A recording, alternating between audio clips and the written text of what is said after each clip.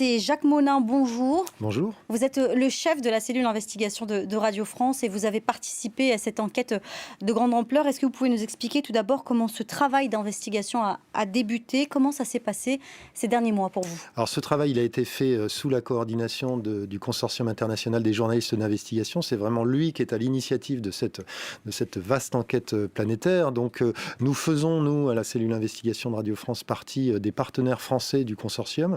Il y en a d'autres, il y a le journal Le Monde notamment, il y a Première Ligne également, qui est une société de production qui travaille pour France Télévisions, entre autres. Et donc nous avons été sollicités par l'ICIJ pour nous associer à ce projet, comme on le fait à chaque fois que l'ICIJ lance un projet. On avait travaillé sur les Paradise Papers, on avait travaillé sur les Implant Files, on avait travaillé sur les FinCEN Files aussi plus récemment. Donc voilà, on s'est embarqué dans cette aventure qui est une aventure absolument gigantesque, puisque c'est la première fois que l'ICIJ réunit près de 600 journalistes, donc 150 médias au total, dans 117 pays, donc vous imaginez l'ampleur que ça a. Et puis c'est surtout une enquête inédite de par la somme des documents auxquels nous avons eu accès, puisque comme pour les Panama Papers, il s'agit de fuites de cabinets qui sont spécialisés dans les montages de sociétés offshore, donc dans les paradis fiscaux. Et autant sur les Panama Papers, en 2016, on avait accès à beaucoup de documents, 11 millions et demi. Là, on en a 12. Alors vous me direz, c'est pas énormément plus. Oui, mais la grande différence, c'est que Mossack Fonseca, c'était un seul cabinet pour les Panama Papers. Là, on a eu accès à 14 cabinets, à des documents qui ont fuité de 14 cabinets qui sont répartis un peu partout sur la planète. Donc ça nous a donné un accès absolument inédit à ce que représente maintenant l'évasion fiscale, la fraude fiscale ou l'optimisation fiscale dans le monde. Alors certaines personnalités sont encore en fonction aujourd'hui, c'est ce qui est impressionnant.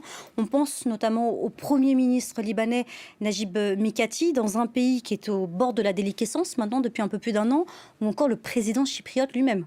Absolument. Alors on se rend compte, et le Liban, c'est quand même un cas qui surprend, parce que quand on connaît la profondeur de la crise économique et comment les gens se débattent aujourd'hui, ne serait-ce que pour boucler les fins de mois, pour trouver à manger et même pour retirer suffisamment d'argent dans les distributeurs automatiques, et ben, quand vous analysez ces documents, vous tombez effectivement sur le nom de l'actuel Premier ministre, sur le nom de l'ancien Premier ministre, sur le nom du gouverneur de la Banque centrale, sur le nom de l'ancien chef de l'agence anticorruption du Liban, et on se rend compte que ces personnes, effectivement, s'abritaient derrière des sociétés écrans qui se trouvaient dans les paradis fiscaux où probablement leur argent était caché.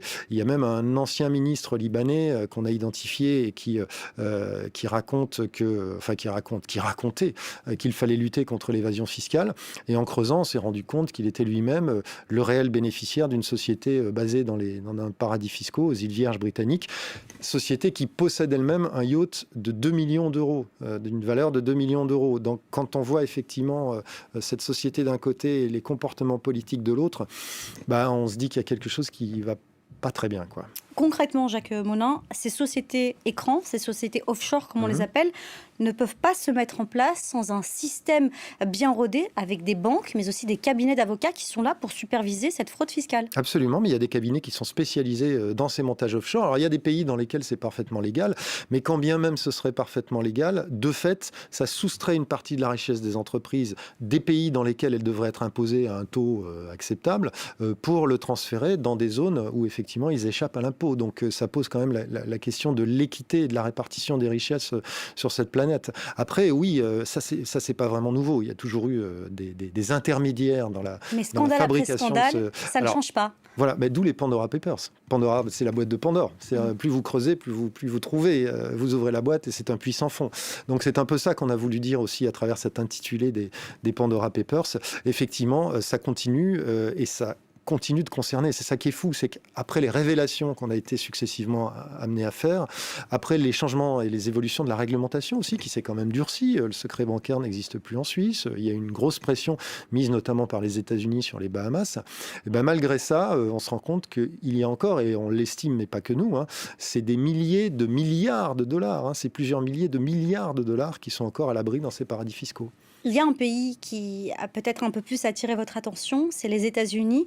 qui, eux, sont peut-être à un cap et qui deviennent petit à petit peut-être un endroit où il est plus simple d'investir cet argent volé, finalement? Absolument. Alors ça, c'est aussi le paradoxe qui est très intéressant, c'est qu'on a d'un côté les États-Unis qui tordent le bras d'un certain nombre de pays, dont, je le disais, la Suisse ou les Bahamas, qui ont obtenu un certain nombre de résultats pour qu'on leur communique l'identité des ressortissants américains qui ont des comptes à l'étranger.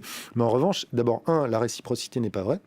Et deux, on se rend compte qu'il y a une douzaine d'États, parmi lesquels il y a des États qui sont assez en pointe, notamment le Dakota du Sud et le Nevada, qui ont adopté de nouvelles réglementations ces dernières années, qui sont très favorables à l'installation, par exemple, de trusts. Et les trusts, on sait que ce sont des systèmes opaques, comme le sont la plupart des sociétés écrans. Et du coup, les États-Unis sont en train de devenir le nouveau paradis fiscal dominant, en fait, sur la planète. Il y a une vingtaine de places qui sont identifiées comme étant des paradis fiscaux dans le monde. Et il y a, de mémoire, mais 17 places qui se trouvent aux États-Unis aujourd'hui. Et on voit qu'effectivement, de l'argent qui, avant, était investi dans les Bahamas, est en train de se transférer. Dakota du Sud, il y a par exemple une société qu'on a identifiée qui se prévaut d'avoir parmi ses clients une centaine de milliardaires dans un simple État américain qui est un État extrêmement peu peuplé. Donc effectivement, les États-Unis, en dépit du discours qui est affiché, sont peu à peu en train de devenir un des plus gros paradis fiscaux du monde. Autre chose impressionnante que vous avez révélée ce dimanche, cet argent, il a permis à certaines personnalités politiques d'investir de l'argent volé, finalement, en France. C'est le cas du Premier ministre tchèque, qui a investi dans le sud de la France, facilement. Babiš, effectivement, Andrej Babiš a acheté une magnifique propriété à Mougins, près de Cannes, sur la côte d'Azur. Et pour financer cet achat, il a eu recours à un prêt. Alors on se dit, quoi d'anormal, emprunter de l'argent pour acheter une propriété. Sauf que quand on creuse dans les Pandora Papers, on se rend compte que l'argent de ce prêt, il vient en fait d'une autre société, qui est une société basée aux îles Vierges britanniques, société qui appartient à Andrej Babiš. Donc Andrej Babiš s'est prêté son propre argent. Et ce que les experts nous disent, c'est que quand on a recours en général à ce type de montage, c'est qu'on cherche à blanchir de l'argent parce qu'évidemment, cet argent vient de sociétés qui sont des sociétés cachées et on le réinjecte via ce système de prêt dans l'achat d'une maison qui, elle, est parfaitement légale. Donc la façade permet de blanchir son propre argent. Est-ce que c'est ce qui s'est passé dans le cas d'Andrej Babiš ? On n'est pas des enquêteurs judiciaires, mais en tout cas, c'est une question effectivement qui se pose, d'autant plus qu'Andrej Babiš n'a pas déclaré cette société dans sa déclaration de patrimoine, comme il devrait le faire en République tchèque, comme c'est le cas en France d'ailleurs pour les députés ou d'autres hommes politiques, mais il ne l'a pas fait. Donc on peut se demander pourquoi ne pas déclarer une société dans laquelle il a de l'argent, sauf s'il y a un problème avec l'origine de cet argent.